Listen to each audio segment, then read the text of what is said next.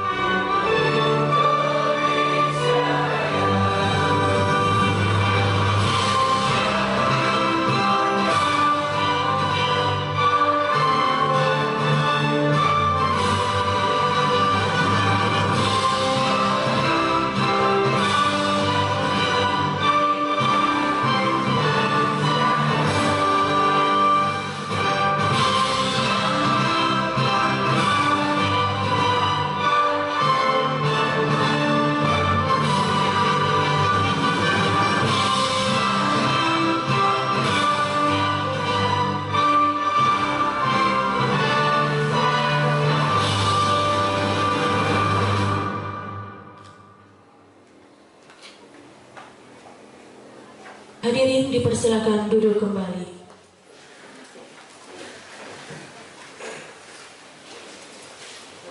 Acara selanjutnya sambutan sekaligus pembukaan workshop penerapan budaya positif SMK Pusat Keunggulan SMK Negeri 1 Bangkinang tahun 2022 oleh Kepala SMK Negeri 1 Bangkinang, yakni oleh Bapak Junaidi MPD. Kepada Bapak Junaidi MPD kami persilahkan.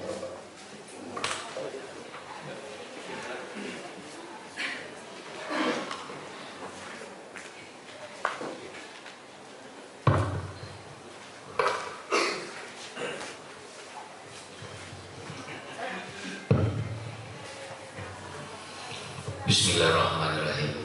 Assalamualaikum warahmatullahi wabarakatuh. Alhamdulillah, bersyukur kita kehadiran Allah Subhanahu wa taala, Tuhan yang Maha Esa. Pagi yang berbahagia ini kita dapat melakukan workshop budaya positif di Aula Antoni Sinaga dalam keadaan sehat dan tidak kurang suatu apapun. Selawat dan salam kita kirimkan pula kepada junjungan alam, yakni Nabi besar kita Muhammad sallallahu alaihi wasallam dengan lafaz Allahumma shalli ala Muhammad wa ala ali Muhammad. Mudah-mudahan dengan seringnya kita berselawat kepada beliau, di yaumil akhir nanti kita menjadi umatnya yang terpilih untuk mendapatkan syafaatnya. Amin. Amin ya rabbal alamin. Yang sama-sama kita hormati Bapak pengawas pembina kita, Bapak Dr. Andus Haji Sulhadi MPD. Yang saya hormati para instruktur, Bapak Ibu instruktur, ada Bu Eka Yulia MPD, kemudian ada Bapak Dedi Robika SSI MPD, kemudian ada Bapak Ikwandi SPD. Yang berbahagia tentunya rekan-rekan sekalian, hari ini sebagai peserta workshop, tentunya dalam workshop akan mendapatkan informasi dan pengetahuan yang terkini atau kekinian. Oleh karena itu, Bapak Ibu sekalian, mari kita ikuti kegiatan ini dengan sebaik-baiknya, karena orientasi mindset cara kita mengajar hari ini ya tentu harus menyesuaikan dengan program dan regulasi serta keadaan situasional yang ada di masyarakat kita, negara, bahkan global atau dunia sekalipun. Hilangkan rasa-rasa atau cara-cara feodal, rasa ingin menang sendiri, rasa ingin dibutuhkan, ya, kemudian ya egois yang tinggi. Nah, kemudian ya tadi ya merasa menentukan segala-galanya, sehingga pada saat ya, siswa berkomunikasi dengan kita, ya kita tidak membuka jalan, tidak memahami. Nah, padahal secara psikologi pendidikan, bukan psikologi pendidikan aja, tapi dalam perkembangan kehidupan kita, manusia itu punya fase, punya masa, dan punya tahapan-tahapan kecerdasan, baik sosial maupun emosional. Nah, ini yang harus kita ubah, Bapak Ibu sekalian. Hari ini kita akan dipaparkan materi tentang itu. Bagaimana ya penerapan budaya positif, ya, budaya-budaya baik. Saya sekilas mendengarkan informasi dan materi tentang budaya positif ini. Itu juga lah yang kita suara-suarakan ya di setiap kita rapat. Di antaranya ya bagaimana kita seorang guru itu tidak menjadi jaksa, tidak menjadi hakim, tidak hanya pandai menjas ya siswa kita, tapi bagaimana seorang guru itu memahami karakter. Karena yang kita didik itu adalah roh, yang kita didik itu adalah manusia. Jauh berbeda dengan para administrator. Kalau administrator, mereka itu berkomunikasi dengan benda-benda. Sehingga kalau seorang pendidik tidak paham dengan psikologi pendidikan, Nah itulah keluar, begitu ada anak bermasalah, begitu ada anak ya sedikit degil dan lain sebagainya itu, maka jalannya apa? Keluarkan, pulangkan ke orang tua, hentikan gitu. Padahal banyak di antara anak-anak itu adalah ingin mendapatkan kepercayaan diri, ingin mengeksplor, dan ingin mengatakan bahwa Bapak Ibu saya ini ada.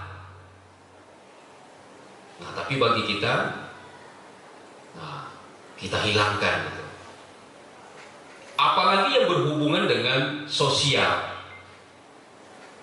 Di zaman materialistis ini banyak sekali kasus-kasus ya KDRT, broken home, dan lain-lain sebagainya.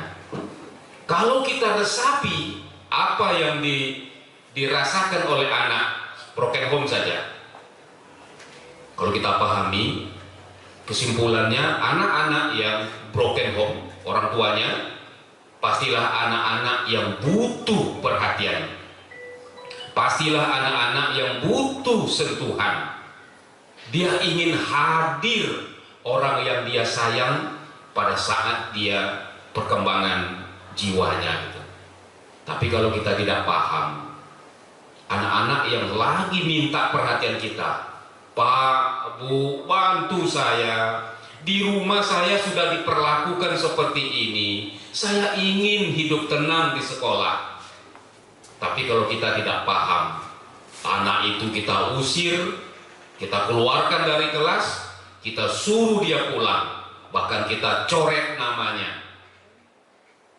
Ibaratnya anak yang sedang kesakitan kita injak-injak, anak yang sedang butuh perhatian kita lempar, suruh jauh dari kita.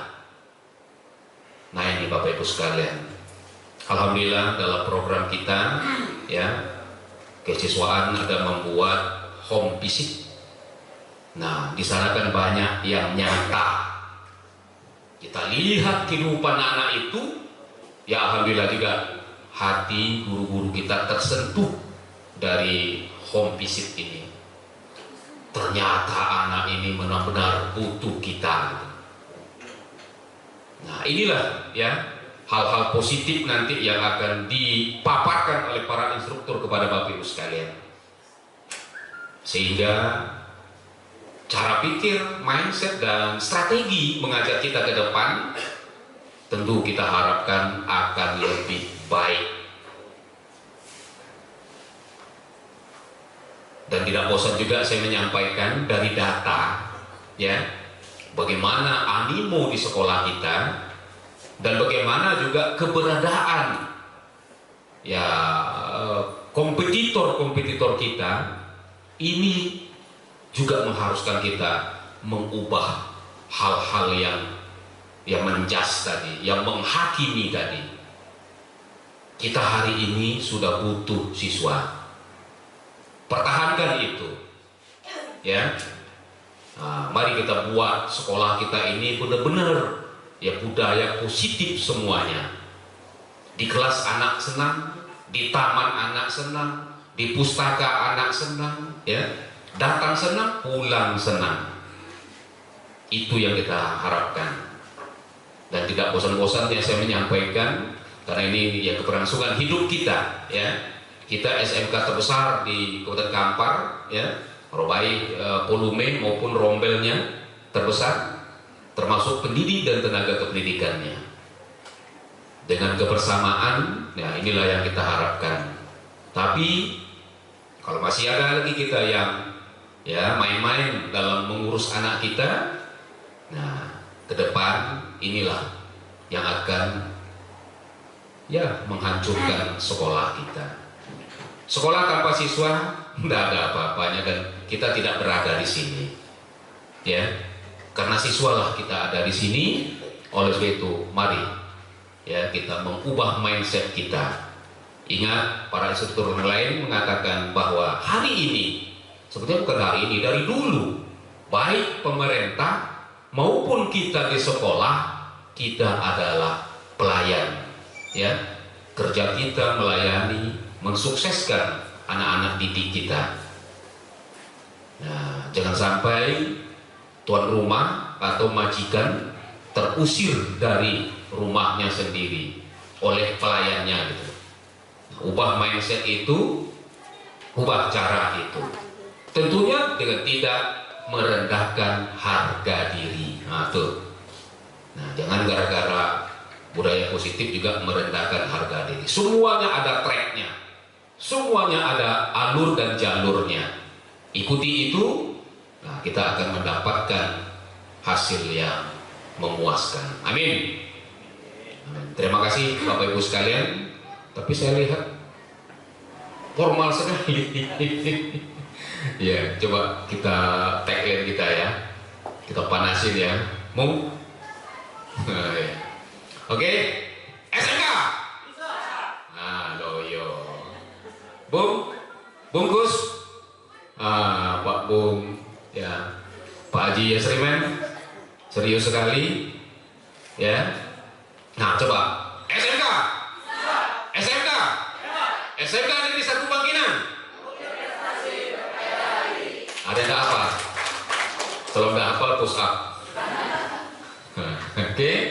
Baik Bapak Ibu sekalian, terima kasih. Assalamualaikum warahmatullahi wabarakatuh.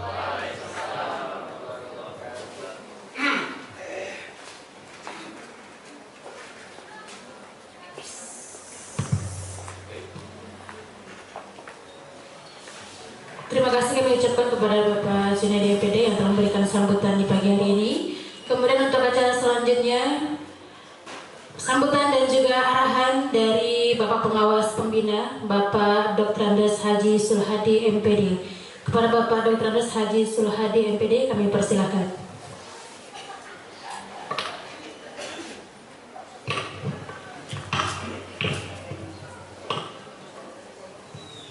Bismillahirrahmanirrahim. Assalamualaikum warahmatullahi wabarakatuh. Alhamdulillah bersyukur kepada Allah Subhanahu wa taala. Pada pagi hari ini kita masih diberi nikmat dari Allah ya, baik nikmat kesempatan, kesehatan, kemauan sehingga hadir di ruangan ini dalam rangka mengikuti acara yang sudah direncanakan workshop penerapan budaya positif ya, di SMK Pusat Kemuliaan SMK Negeri 1 Bangkinang. Salam dan salam disampaikan kepada umat Nabi Muhammad sallallahu alaihi wasallam. Allahumma shalli ala sayyidina Muhammad wa ala ali Muhammad. Yang saya hormati Bapak Kepala SMK Negeri 1 Bangkinang, Bapak Junaidi. Yang saya hormati Bapak dan Ibu Wakil. Kemudian teristimewa yang muliakan ya, bapak-bapak, ibu yang hari ini akan mempresentasikan ya, tentang budaya positif bapak dan ibu. Kemudian yang terakhir kepada kita semua, mudah-mudahan kita dari awal sampai akhirnya nanti ya dapat mengikuti acara dengan sebaik-baik bapak ibu. Bapak dan ibu yang saya hormati, kegiatan hari ini tentang penerapan budaya positif itu adalah suatu rangkaian kegiatan yang harus dilakukan oleh seorang guru penggerak ya. Seorang calon guru penggerak, ini calon CGP namanya, itu dalam kegiatan aksi nyata sebetulnya ya. Bagaimana nanti guru penggerak ini betul-betul nanti mengimbaskan pengetahuannya, memberikan pengalaman-pengalamannya nanti kepada kita semua, sehingga nanti seluruh kita itu bisa memahami Bapak Ibu. Merdeka ya, merdeka belajar artinya apa Bapak Ibu? Ingat Bapak Ibu, perubahan seperti yang disampaikan oleh Bapak Kepala Sekolah tadi, dengan perubahan sangat ini Bapak Ibu kita juga harus berubah. Perubahan itu adalah mulai dari kurikulum ya, merdeka belajar, tentunya juga perubahan bagaimana kita menghadapi anak-anak kita terutama di kelas ya. Salah satunya Bapak Ibu materi dalam guru penggerak itu namanya budaya positif. Apa itu budaya positif? Budaya apa? Budaya itu apa artinya? Kebiasaan ya. Jadi kalau kebiasaan yang positif gitu. Sekarang pertanyaannya, apakah di sekolah kita ini yang positif itu sudah menjadi budaya? Hal-hal positif sudah ada? Tentu jawabannya beragam ya. Ada yang belum. Budaya positif itu bukan untuk siswa saja Bapak Ibu. Budaya positif itu harus tentu dimulai dari kita guru. Pada dasarnya untuk mencapai budaya positif itu, ya, tentu kita menciptakan dulu lingkungan sekolah kita itu yang nyaman, lingkungan kelas itu aman, ya, anak-anak betah, bagaimana pembelajaran itu menyenangkan. Nah, pertanyaannya, apakah selama ini kita anak-anak sudah menyenangkan dalam belajar? Apakah masih ada permasalahan-permasalahan di kelas? Apakah masih ada permasalahan-permasalahan di wali kelas? Ini pertanyaannya, itu yang kita jawab betul Bapak Ibu. Ya, jadi kalau belum, makanya Bapak Ibu perlulah nanti kita menerapkan budaya. Kalau namanya budaya positif itu contohnya apa saja? Budaya masuk saja ya. Budaya masuk.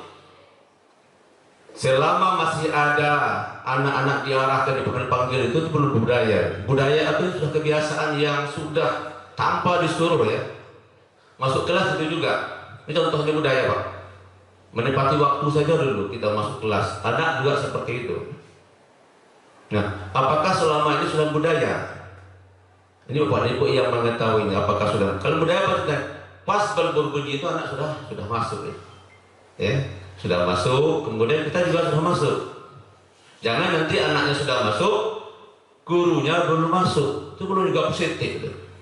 Jadi secara ringkasnya budaya positif itu kebiasaan yang positif, ya. Nah, Bapak Ibu, ini berat tantangannya. Makanya nanti mungkin dari guru penggerak ini nanti akan menyampaikan bagaimana usaha kita dalam penerapan budaya positif itu harus dimulai ya. Pertama dari diri kita dulu. Kemudian di kelas kita, nanti ada keyakinan kelas ya. Nah, ada namanya keyakinan kelas. Ciptakan lingkungan belajar yang menyenangkan. Jangan anak belajar seperti di neraka gitu. Jumpa sama Pak Adi, dengan dari Pak Adi dia sudah net gitu ya. Dan seperti itu harusnya. Usahakan bagaimana kita nanti ya kita dirimukan oleh murid. Oleh karena itu tadi Pak Ibu, sekolah menyenangkan. Sama dengan apa tadi setelah tumbuh apa lagi? Tentu perlu dipupuk, kemudian di siang, kemudian supaya dengan tumbuh hama disemprot dan sebagainya. Seperti itulah kita sebagai guru dengan murid. Tak mungkin nak dibiarkan ya. Kalau ada masalah kita teliti apa permasalahannya. Kita bantu anak seperti itu. Nah itu contoh Bapak Ibu. Jadi sebetulnya filosofi pendidikan yang sudah lama itu sangat, kalau kita bandingkan itu sangat masih relevan ya, relevan dengan Bapak Ibu. Itu nilai 5 nilai itu betul-betul ibaratnya Bapak Ibu sama dengan apa itu pakaian kita, pakaian guru ya. Jadi kalau pakaian apa maksudnya itu? Kemanapun dimanapun kita akan kita bawa nilai ini harus kita bawa 5 itu. Pertama mandiri, kemudian reflektif, kemudian kolaboratif, inovatif dan berpihak kepada murid. Jadi kalau 5 nilai ini belum bisa kita tanamkan pada diri kita, tidak akan terjadi perubahan. Ya, nah, ini Bapak Ibu. Kemudian juga ada namanya peran. Ya. Nah, menjadi pemimpin pembelajaran 1. Ya 5 juga. Apa artinya Bapak Ibu? Si orang guru itu harus mampu nanti merencanakan pembelajaran sampai mengevaluasi dan asesmennya sesuai dengan aturan-aturan yang ada. Kemudian menjadi apa arti coach itu? Pelatih. Menjadi coach dengan teman lain. Artinya nanti coach itu kan bukan dia melakukannya, tapi yang misalnya Pak Aldi, coach nanti Pak Robi misalnya. Ingat kita kalau coach itu kalau di sepak bola misalnya, siapa yang melakukan? Apakah si coachnya tidak atau si coachnya atau pemainnya? Tentu pemain tadi kan, dia hanya memberikan pengalaman dia. Ada masalah diceritakan seperti ini, yang melakukan itu, ya itu namanya coach, bukan kita yang melaksanakan gitu. Jadi tentunya kita bisa memberikan pengalaman itu, tentu kita harus punya pengalaman. Misalnya Pak Aldi matematika, siapa lagi matematika yang lain? Pak Kus, sama-sama Pak Kus sudah lama mengajar ya. Ada kesulitan Pak Aldi misalnya di dalam materi ini tentang seperti bagaimana nih Pak? Nanti Pak Kus memberikan arahan-arahan, pertanyaan-pertanyaan kepada Pak Aldi, berarti Pak Kus sudah melaksanakan coaching tadi seperti itu. Nah, sering ya. Nah, jadi menjadi coach bagi lain. Jadi kita harus menjadi coach daripada guru. Kemudian mendorong kolaborasi. Jelas Bapak Ibu, jangan kita main sendiri ya. Kolaborasi itu penting. Kolaborasi sama guru apa? Guru yang sejenis ya, dengan guru lain ya. Nah, ini kemudian mewujudkan pimpinan murid dan menggerakkan komunitas praktisi. Ini Bapak Ibu peran-peran yang harus dipunyai oleh guru ya. 5 nilai 5 peran ya. Dengan 5 peran ini berarti Bapak Ibu sudah siap nanti ya. Kalau enggak akan berjalan di budaya positif. Kenapa? Karena budaya positif itu pasti dimulai dari kita dulu. Jangan nanti ada perubahan pada anak Bapak harapkan nanti ya. Kalau tidak mulai dari kita. Contoh sederhana saja. Saya masuk ya. Nanti Bapak kan masuk kelas nih, mulai kelas membuat apa tadi? Keinginan kelas tadi ya. Keyakinan kelas di masing-masingnya. Itu kan sepakat dengan muridnya itu, dengan siswanya. Sama-sama memberikan kontribusi ya kepada apa yang kita buat. Apakah boleh masuk, apakah apa semacam aturan-aturan yang kita buat dalam kelas, sehingga semuanya itu nanti saatnya istirahat. Semuanya itu nanti bisa mengikuti dan manfaatnya jelas. Anak tidak merasa terpaksa. Ya, anak tidak merasa terpaksa, sehingga nanti betul-betul ada manfaatnya kepada proses pembelajaran.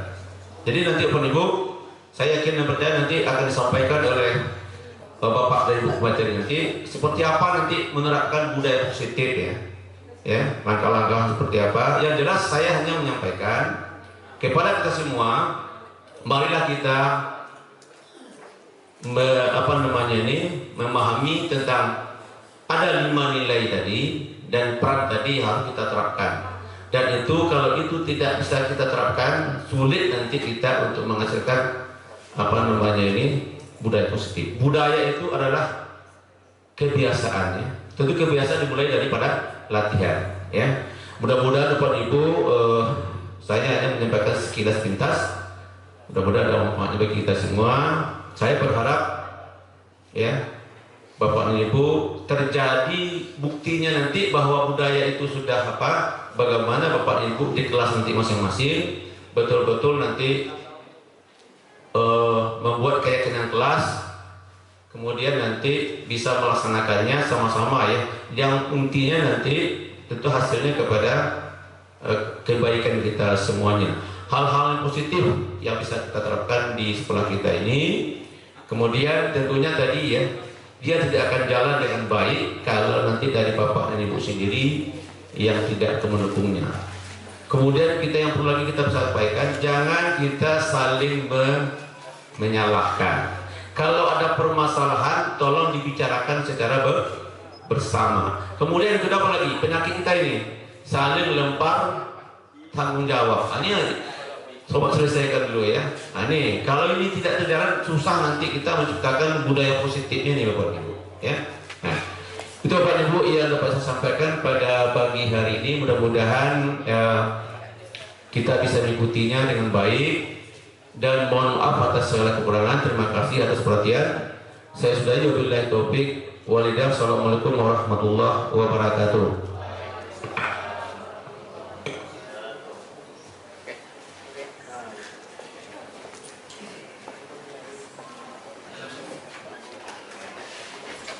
Aturan karena ada aja keyakinan dari diri kita. Bapak Ibu duduk di sini itu motivasinya ada 2. Ada motivasi intrinsik ya, yang datang dari dalam diri. Ada motivasi ekstrinsik. Kalau Bapak Ibu bertahan di dalam ruangan ini karena memang Bapak Ibu ingin ya mengetahui dan menambah ilmu, berarti itu motivasinya intrinsik, motivasi dalam diri. Tetapi kalau Bapak Ibu duduk di dalam ruangan ini karena segan untuk keluar, karena mungkin nanti di absen atau apa, itu namanya motivasi ekstrinsi. Yang diperdebatkan oleh Pak Saiful Sambulika tadi, misalnya tadi ada contohnya, pada saat kita melewati lampu merah, kita meyakini bahwa kalau dia lampu merah berarti kita harus berhenti. Kita tidak melihat apakah kita akan ditangkap oleh polisi, ya kan? Karena ada polisi berdiri di situ, kita berhenti di lampu merah. Tapi pada saat polisi tidak ada, kita lewat. Berarti itu motivasinya eksternal, karena takut sama polisi. Tetapi kalau kita pergi ke bawah situ jam 9 dan 10 malam, itu lampu merah berhenti kita, karena kita sudah meyakini bahwa kalau lampu merah harus berhenti. Nah, kita bawakan ke diri kita, simpel aja sebenarnya Bapak Ibu. Bapak Ibu kemarin saya suruh mengumpulkan perangkat, tapi karena takut dipotong TPP-nya, takut dipotong gajinya, itu motivasi eksternal. Nah, kepada peserta didik, sebenarnya motivasi yang akan kita timbulkan itu adalah motivasi internal. Bagaimana kita membuat peserta didik kita ingin belajar. Begitu juga dengan kita. Makanya di setiap pembelajaran di program guru penggerak itu, mau belajar itu kita harus mulai dari diri. Diri kita rubah dulu, baru kita bisa merubah orang lain. Nah, begitu.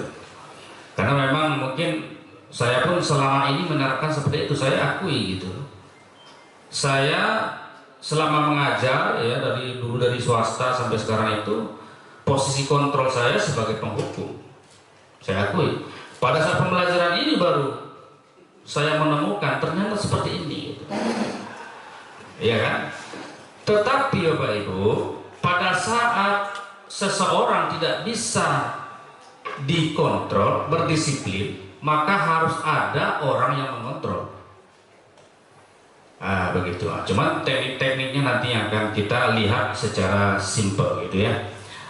Jadi pada intinya, disiplin itu adalah keyakinan dari diri kita tentang hal-hal yang harus kita patuhi atau yang kita ikuti. Selama ini kan kita menganggap disiplin itu aturan-aturan yang tertulis. Nanti terlambat 5 menit sekian, terlambat demikian sekian gitu. Tapi sebenarnya bukan itu. Bapak Ibu datang ke sekolah untuk masuk ke dalam kelas karena memang Bapak Ibu menganggap itu merupakan sudah tugas dan tanggung jawab sebagai profesi Bapak Ibu sebagai guru. Jadi tidak perlu dipaksa lagi. Nah, tapi kenapa Bapak juga sama-sama meminta sama kami RPP ini itu gitu?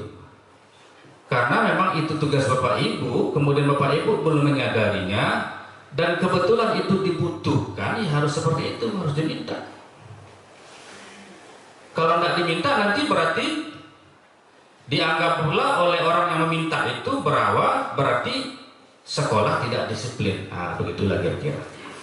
Jadi mudah-mudahan ke depan ini kita melakukan sesuatu itu memang karena keinginan dari dalam diri kita. Berarti kalau kita masih keberatan untuk mempersiapkan perangkat-perangkat pembelajaran, kita belum memahami sebenarnya tugas dan fungsi kita sebagai guru itu apa, belum paham. Itu aja sebenarnya, ya kan? Ada 5 posisi kontrol Bapak Ibu. Ya, tadi sudah dijelaskan juga sekilas. Yang pertama itu ada namanya posisi kontrol penghukum. Seperti apa guru berbuat? Menghardik, menunjuk-nunjuk, menyakiti, menyindir. Kemudian guru berkata, kalau kamu tidak melakukan, awas ya, rasakan. Pokoknya kita memarahi, ya, kita hukum. Kalau terlambat cabut rumput, ya, kemudian kalau terlambat atau tidak buat tugas, pokoknya sifatnya ada hukuman. Kira-kira kita di posisi mana nih dari 5 ini, bisa kita lihat sekarang. Kemudian membuat orang merasa bersalah, itu posisi kontrol yang kedua. Ini namanya identitas gagal, kontrol dari luar. Karena masih kita mengatur orang lain itu, mendisiplinkan orang lain karena ada motivasi dari luar, akan ada paksaan. Kemudian guru berceramah dan mengatakan seharusnya kamu seperti ini, titik-titik, ya di sini contohnya. Ibu sangat kecewa dengan kamu. Pokoknya kita bagaimana membuat anak itu dia bisa mengaku dia salah, sangat bersalah begitu. Itu posisi kontrol yang kedua. Apakah kita termasuk ke situ? Yang pertama atau yang kedua? Gitu. Kemudian yang ketiga, teman. Nah, kalau posisi kontrol sebagai teman, kita membawakan seakan-akan kita ini berteman dengan siswa kita. Ini seperti apa contohnya di sini? Membuat alasan untuk muridnya, ayolah lakukan demi ibu. Masa kamu tidak mau? Ingat tidak, ibu pernah bantu kamu? Atau nanti enggak, kamu sayang sama ibu, nanti ibu dimarahi kepala sekolah. Itu namanya posisi kontrol sebagai teman. Kemudian ada namanya posisi kontrol sebagai pemantau. Kita kalau sebagai pemantau kita menghitung dan mengukur. Kemudian kamu tahu nggak peraturan? Apa peraturannya? Kita arahkan dia untuk mengingat kembali peraturannya. Kemudian menyesuaikan diri bila diawasi. Kaitan dengan dunia berkualitas, murid meletakkan guru peraturan hukuman di dunia berkualitas. Berarti seluruh yang dilakukan anak kita kaitkan dengan peraturan. Itu namanya posisi pemantau. Kemudian yang terakhir ini yang terbaik ya, yang memang selama ini mungkin kalau di BK mungkin sudah diterapkan, tetapi mungkin belum seluruh langkah-langkahnya diterapkan, karena di sini nanti yang disebut juga segitiga restitusi, yaitu sebagai manajer. Kalau Bapak Ibu sudah nonton video yang sudah kita share, nah, itu sudah paham. Di situ ya kita mengontrol peserta didik itu dengan menggali permasalahannya, apa yang menyebabkan misalnya dia terlambat nih. Jadi kita memprosesnya itu kalau bisa memang kita buat dia nyaman, kemudian dia tidak terlihat orang lain seakan-akan dia nampak dimarahi, maka harus kita bawa ke suatu tempat atau ruangan. Jadi Bapak Ibu di dalam kelas kalau ada menemukan anak yang melakukan pelanggaran, bisa dibuat janji dulu. Nah, nanti setelah jam belajar sama ibu, kamu temui ibu di ruangan ini gitu. Jangan kita langsung melakukan tindakan atau menghukum mereka di depan teman-temannya. Nah, itulah 5 posisi kontrol. Sekarang kita pikirkan kira-kira kita di mana? Kalau saya akui sebelumnya saya di posisi 1. Ya. Mungkin ada tanggapan Bapak Ibu? Saya Pak. Oh iya, silakan Pak. Kalau saya melihat ada sebagian kita sebagian kecil yang tidak paham gitu kan. Sementara dia tidak ada di sini. Kita katakanlah bagian disiplin katakan. Di sini kita akan ada bagian disiplin. Kalau seperti ini saya lihat bagian disiplin tidak ada lagi jadinya. Iya. Karena disiplin itu kan menghukum. Tidak ada. Jadi dibuang itu. Iya. Sementara orang-orang yang tidak mengerti melakukan seperti itu. Jadi rusak itulah, rusak kan kena sebelah itu. Iya, nanti kita koordinasikan. Saya melihat ini foto masih ada. Iya. Foto buka baju. Nah, saya sebagai guru BK, saya mulai dulu nih, itu tidak menerima seperti ini. Iya Pak. Cuma sebelum kita bisa ya seperti yang disampaikan dari awal tadi, bahwa kita tidak bisa merubah orang lain. Kita mulai dari diri kita dulu. Minimal yang di dalam ini sudah mengetahui dan bisa melaksanakan. Nah, tadi juga sudah disampaikan oleh Bu Eka atau siapa tadi, kebutuhan manusia tadi. Jadi kenapa peserta didik itu melakukan, ya mungkin kita mengatakan dia melakukan pelanggaran, karena memang ada kebutuhan manusia itu yang tidak terpenuhi. Kenapa Bapak Ibu tidak mau menyelesaikan perangkat pembelajaran? Berarti ada kebutuhan Bapak Ibu yang belum terpenuhi. Bermacam-macam kebutuhannya, bisa jadi mungkin dia tidak bisa, mungkin banyak pekerjaan, sehingga dia mengutamakan dulu pekerjaannya daripada yang ini begitu. Tetapi kan kita tidak tahu, saya kan tidak tahu gitu, kenapa ibu itu tidak membuat RPP. Selama ini kan seperti itu. Begitu juga dengan peserta didik. Pada saat peserta didik kita tidak membuat tugas, kan kita tidak tahu, mungkin kalau anggapan kita dia tidak membuat tugas kan karena dia malas. Tapi kan itu belum tentu. Seperti yang disampaikan tadi, ada beberapa orang siswa itu yang malam dia jaga warung sampai malam. Ada juga di Bangkinang tuh yang kelas 3 TPSM itu dia membongkar barang yang sampai dari Sumbar, cabai, itu datangnya jam 12 malam dibongkarnya. Sehingga sampai dia di sekolah ya dia ngantuk. Kan kita tidak ada sih, tapi tidak terlalu pernah kita perhatikan itu. Sehingga permasalahan anak kita kan kompleks.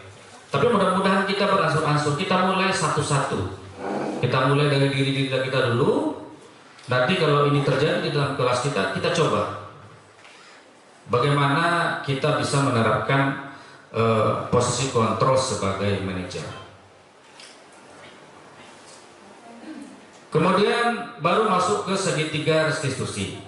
Ini sebenarnya untuk lebih mudah memahami, nanti kan kita share lagi videonya. Karena akan lebih mudah dipahami dengan contoh-contohnya langsung. Posisi kontrol juga ada, kemarin juga sudah kita share. Jadi saya rasa kalau Bapak Ibu sudah nonton, sudah mempelajari, ya sudah paham lah gitu ya. Namun kenyataannya merubah sesuatu itu tidak begitu mudah. Dan saya tidak bisa merubah Bapak Ibu. Yang bisa merubah itu adalah diri kita sendiri. Seperti itu tadi aturannya. Kita tidak bisa merubah orang lain. Sebanyak ini kepala tidak bisa saya samakan dengan kepala saya. Namun tugas saya mengingatkan, ya kan? Mengingatkan. Begitu juga dengan Bapak Ibu. Bapak Ibu tidak bisa merubah pola pikir anak yang 36 dalam kelas. Dipaksa tidak bisa. Kalau memang kodratnya itu dia memang tidak bisa berubah, ya nggak bisa. Tetapi apa tugas Bapak Ibu? Sebagai penuntun, menuntun tumbuh kembangnya anak, seperti yang dicontohkan oleh Bapak Suhadi tadi, bahwa dianalogikan anak itu sebagai bibit jagung, Bapak Ibu sebagai petani.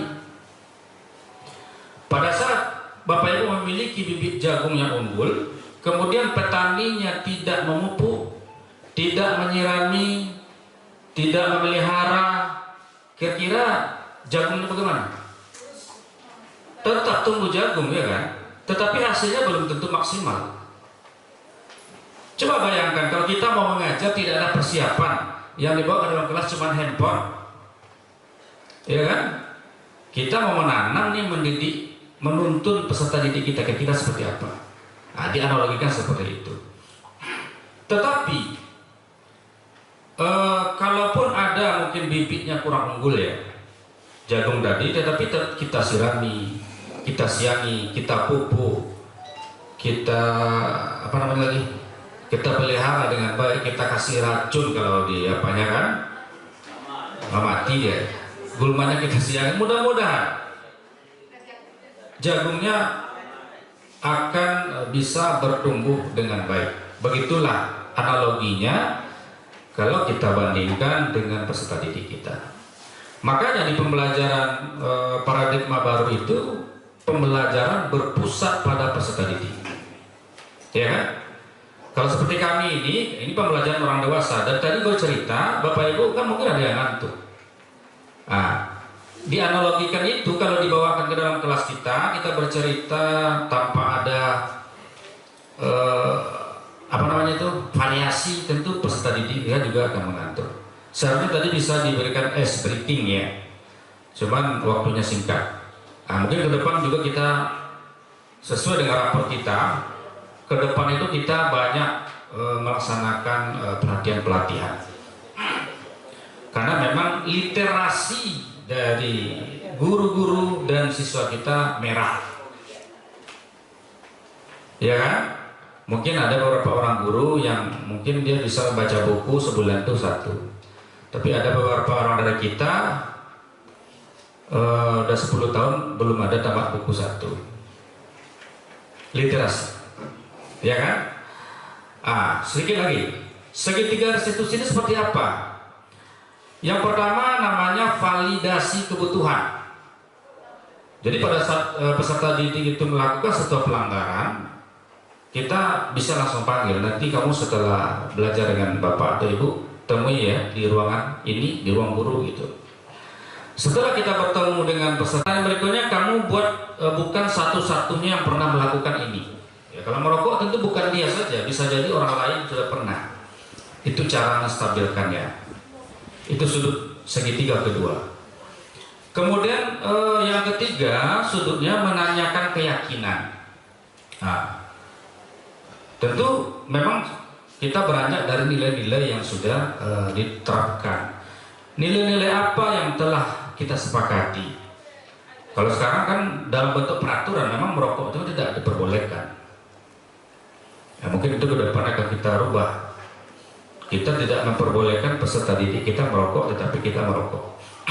Sebagian kita merokok, ya kan? Dan merokok di depan anak. Nah, nanti kita akan coba, kita buat juga fasilitas merokok, ya. Buat ruangan merokok di dalam itu. Kalau ditengok sih kok, ya ada yang beberapa orang yang merokok. Nilai-nilai apa? Sesuai dengan nilai-nilai yang telah kita terapkan. Kemudian pertanyaan berikutnya bisa kita cobakan, kamu ingin menjadi orang seperti apa? Ya kan? Jadi kita gali. Kita tidak menyalahkan. Karena kalau kita seperti yang disampaikan Pak Saiful tadi ya, mungkin tetap juga diterapkan hal-hal seperti itu, walaupun karena kami kan sifatnya masih belajar juga kan, kita sharing dan bisa saling belajar. Dan beransur-ansur ke depan akan kita coba merubah itu. Saya sudah sampaikan Pak kepada tim disiplin, tidak ada gunanya disuruh jongkok. Ada kemarin mengisi instrumen pada saat kita ANBK, di situ ada soalnya, apakah masih menerapkan memberi sanksi atau hukuman kepada anak. Jadi orang yang melakukan itu saya tanya, Bapak apa yang Bapak isi kemarin? Apakah Bapak menerapkan hukuman? Nah, ketawa ya. Cuma setelah itu masih juga diterapkan. Nah, jadi untuk ke depan kita akan mencoba, karena kita memang masih proses belajar dan memahami. Kalau kita sudah sama-sama memahami, nanti bisa kita sebarkan dan kita sampaikan kepada rekan-rekan kita yang lain.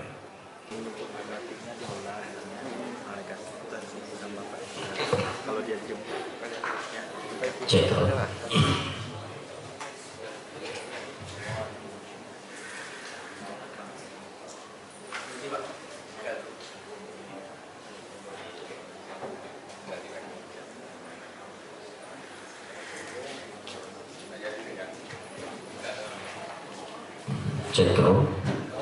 Baik, bismillahirrahmanirrahim. Assalamualaikum warahmatullahi wabarakatuh.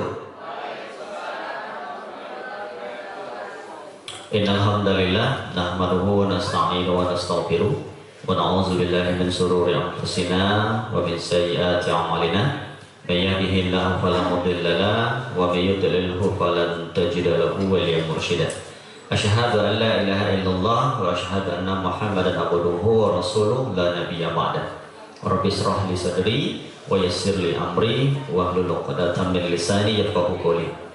Bersyukur kepada Allah, alhamdulillahirabbil alamin.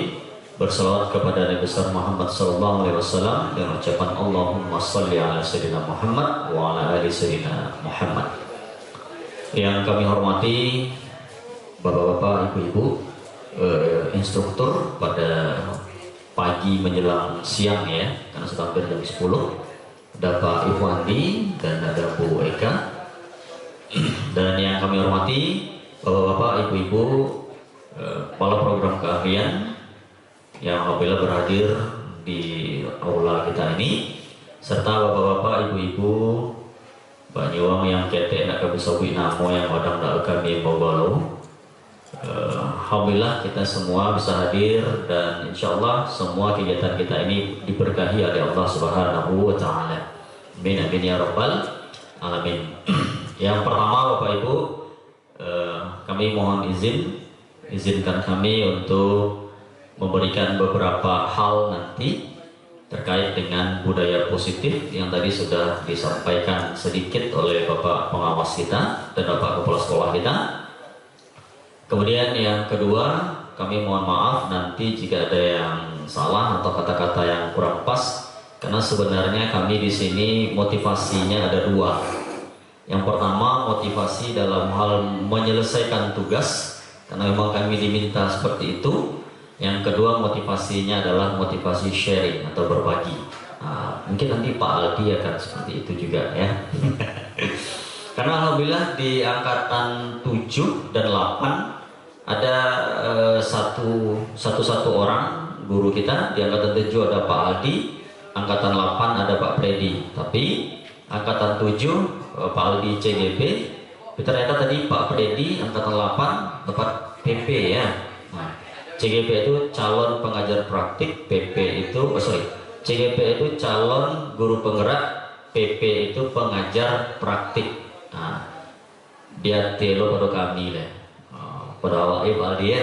Ya, alhamdulillah. Kemudian yang kedua, izinkan kami berdiri, tidak duduk di situ untuk menyampaikan materi-materi kita. Yang ketiga, kami mohon maaf karena sebenarnya materi ini sudah tahu kita semuanya, apalagi senior kami Pak Saipul ini di guru BK ini sudah lama Bapak Saipul dan kawan-kawan BK gaungkan ya, bahwasanya saya masih ingat ketika saya pertama dulu berkoordinasi dengan kawan-kawan BK itu bukan tempatnya pemberi hukuman. Saya masih ingat itu waktu itu. Dan sekarang ternyata memang itu yang kita harapkan. Artinya siswa datang ke BK itu tidak dalam artian takut karena diberi hukuman, tidak. Nah, sekarang yang diinginkan di kurikulum Merdeka Belajar itu atau kurikulum Merdeka itu ya memang seperti itu. Siswa adalah kalau kita ibaratkan pelayan dan raja gitu ya. Siswa itu rajanya, kita itu pelayannya.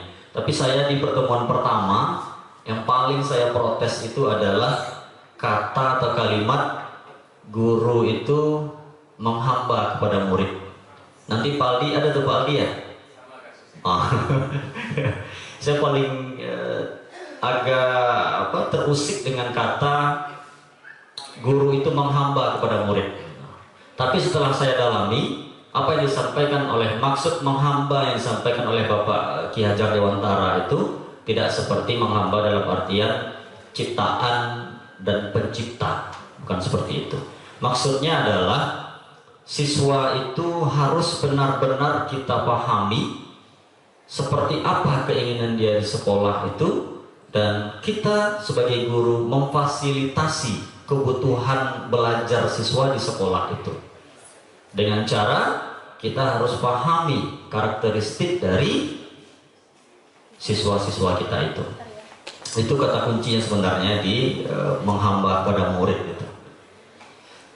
Baik, mungkin kita langsung saja Pak Iwan ya. Kami di sini ada 3. Materi besarnya adalah budaya positif. Nanti dibagi menjadi 3 karena budaya positif itu ada lagi poin-poinnya. Jadi di LMS itu ada 1.1 atau modul 1, modul 2, modul 3 ya. Kalau modul 1 itu perubahan paradigma. Jadi seperti apa sebenarnya kita harus menjadi guru. Kemudian apa visi misi kita. Selanjutnya apa peran dan nilai kita yang sudah disampaikan oleh Pak Pengawas tadi itu modul 1.2. Kemudian yang sekarang kita bahas adalah modul 1.4. Apa itu? Budaya positif.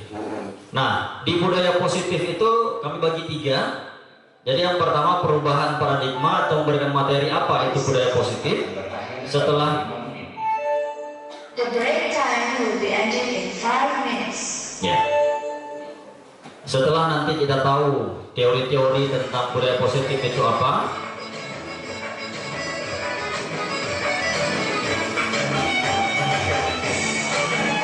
ya. nanti teori-teori tentang budaya positif itu apa, baru kita masuk ke proses pelaksanaannya, lalu outputnya seperti apa, praktek kita seperti apa, ya. Pelaksanaannya nanti ada yang pertama keyakinan kelas yang akan disampaikan oleh Bu Eka Ismaria, kemudian praktek Eka Yulia, astagfirullah, iya. Saya sengaja untuk ngecek konsentrasi tak Bapak Ibu gitu ya. Itu hebatnya guru. Enggak, maaf, salah, saya salah. Kemudian yang kedua nanti teori yang ketiga ya akan disampaikan oleh Pak Iwandi berkaitan dengan nanti segitiga restitusi. Apa itu segitiga restitusi? Nanti akan disampaikan detailnya oleh Pak Iwandi. Intinya seperti apa kita menangani atau melakukan pembinaan terhadap anak gitu. Selama ini kita kan langsung enggak masuk, ngapung enggak masuk, mauan juga itu langsung gitu kan. Ternyata ada 5 posisi nanti, ada 5 tingkatan yang kita lakukan. Apakah salah tindakan kita itu? Tidak, benar. Kalimat-kalimat itu benar gitu. Tapi itu kalimat paling dasar sesungguhnya. Ya, ada 5 posisi kontrol namanya. Ada 5 posisi yang kita lakukan sebagai guru terhadap anak kita nanti. Oke. Saya di bagian pemberian teori-teorinya. Nah, baik, lanjut. Kita lanjut baik sebelumnya. Ya, kesini dulu. Oke, ya kayak yang tadi. Nah, ini tidak salah, tidak salah. Lewat aja. Pakai ke ilusi tadi boleh. Ya. Dia mohon maaf Bapak Ibu, ternyata kami kan ngeditnya di Canva ya Bu Eka ya. Pagi tadi pas kami cek sudah diotak-atik sama orang. Sudah di share ke dari SMA Negeri 5 Tapung.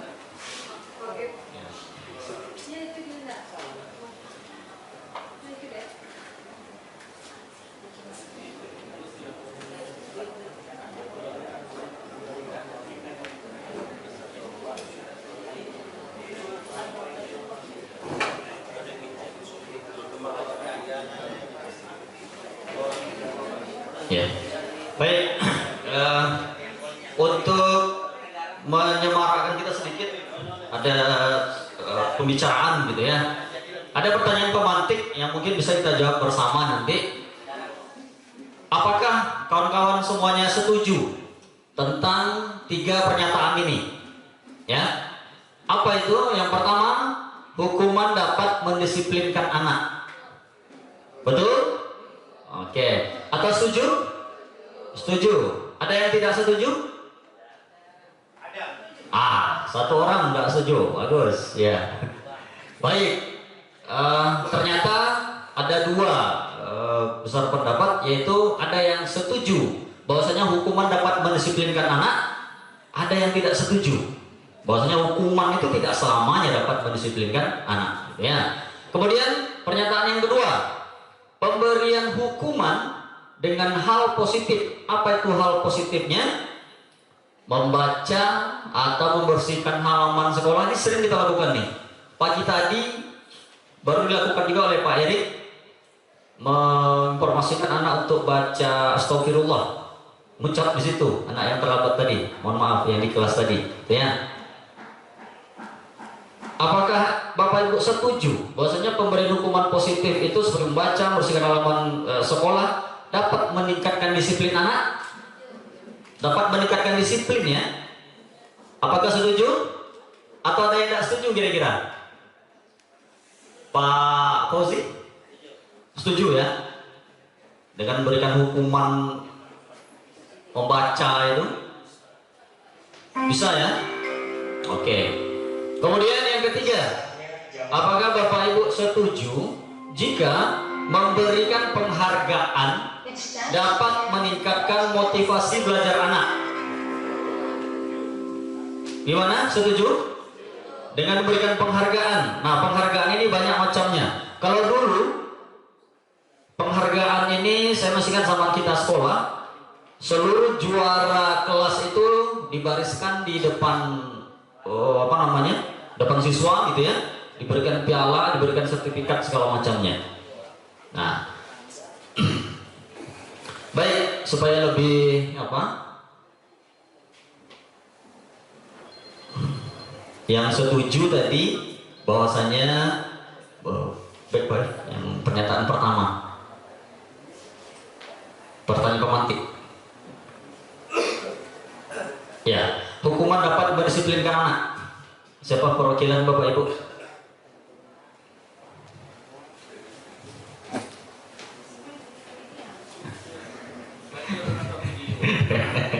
Boleh? Ya. Iya, itu dia. Berdirilah biar nampak sama kawan-kawan kan.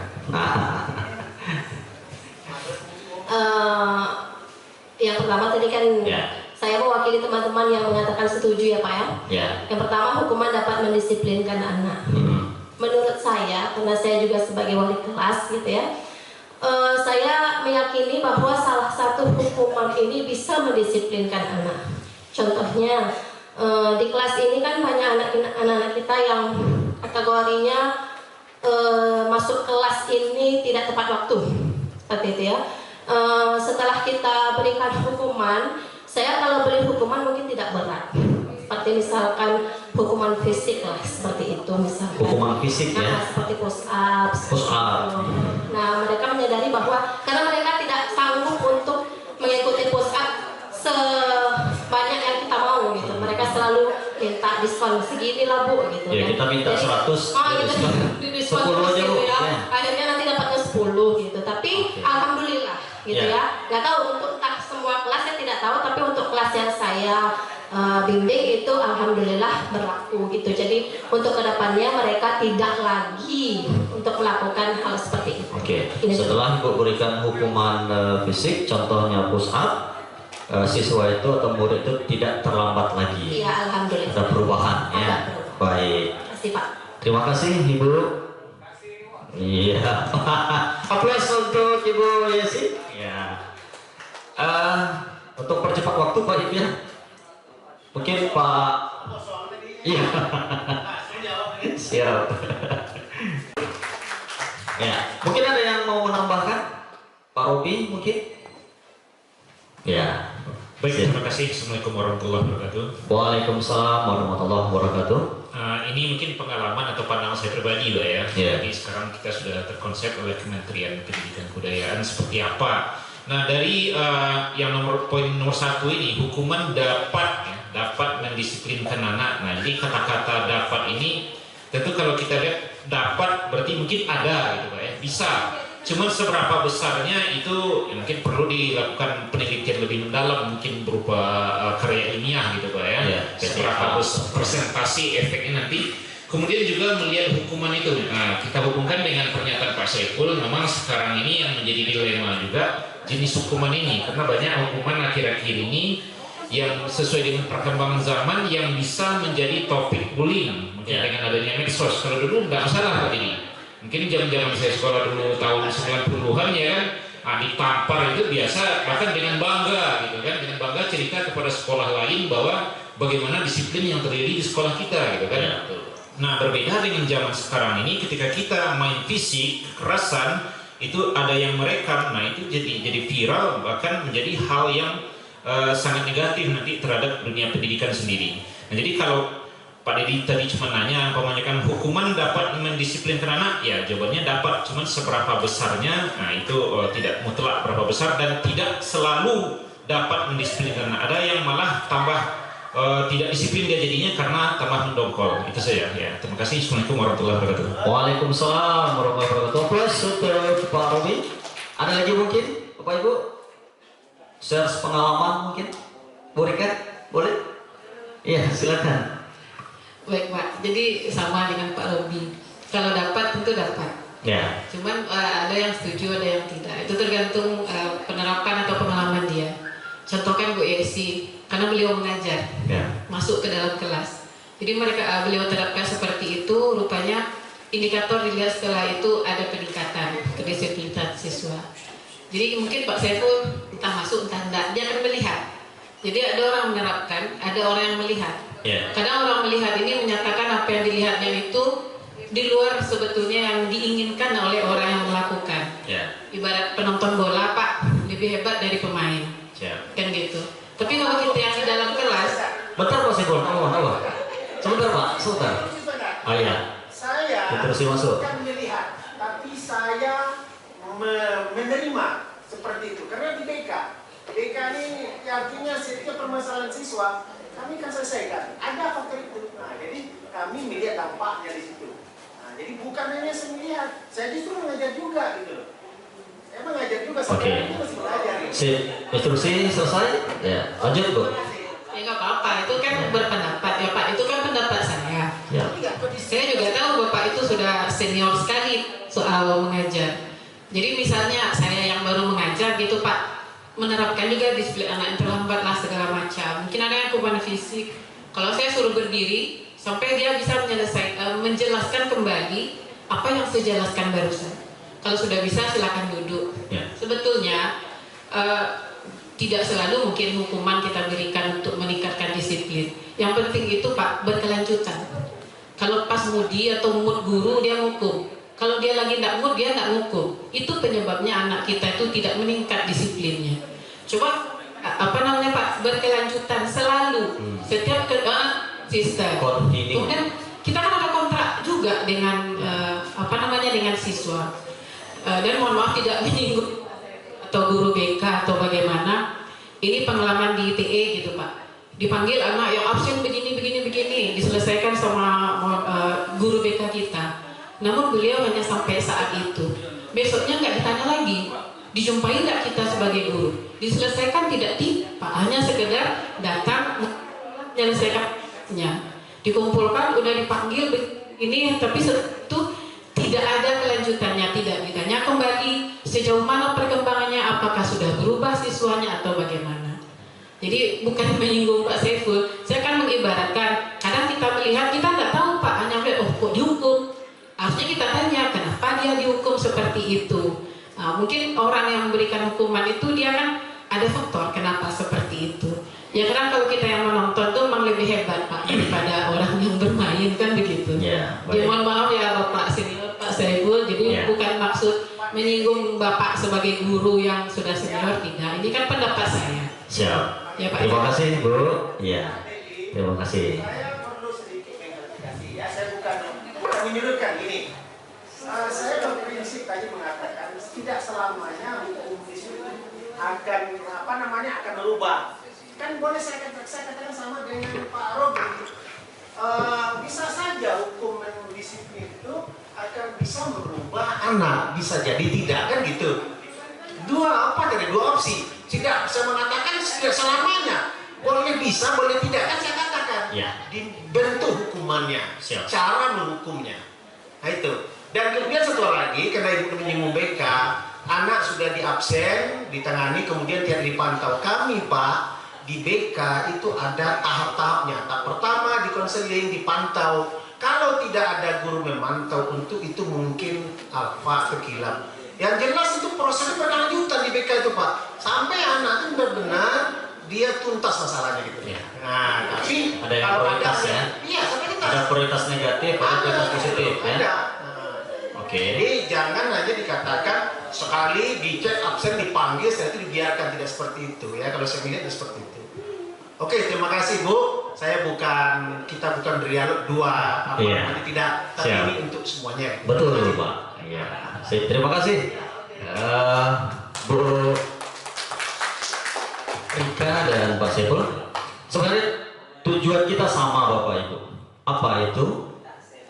Agar paham dari kami hanya duluan saja mendapatkan materi ini ya. Dari saya terima kasih, mohon maaf wabillahi taufiq wal hidayah. Assalamualaikum warahmatullahi wabarakatuh.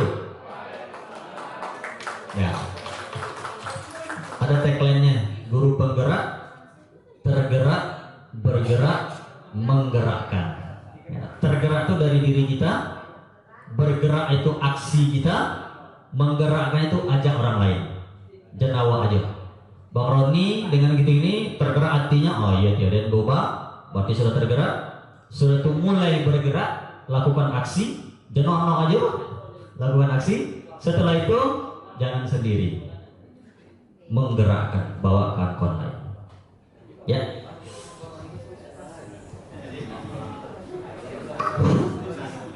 Oke, terima kasih kepada Pak Dedi 30 menit. Memberikan 30 menit tuh ya. Tidak sampai mungkin Pak. Oke, terima kasih kepada Pak Dedi yang telah memberikan kesempatan kepada saya. Baiklah Bapak Ibu semua, sepertinya sudah lemah.